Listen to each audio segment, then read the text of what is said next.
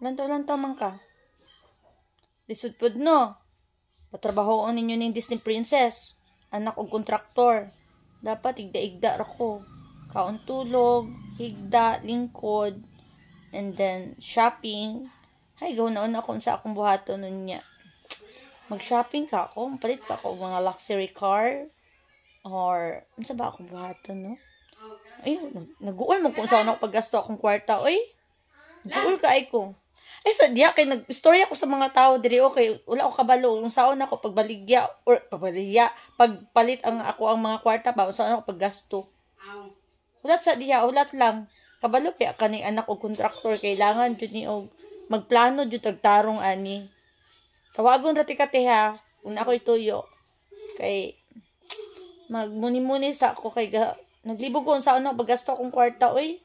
Sino akong baton niya? Ay, kabalo na ko. Mukaon ko og pinakamahal nga restaurant.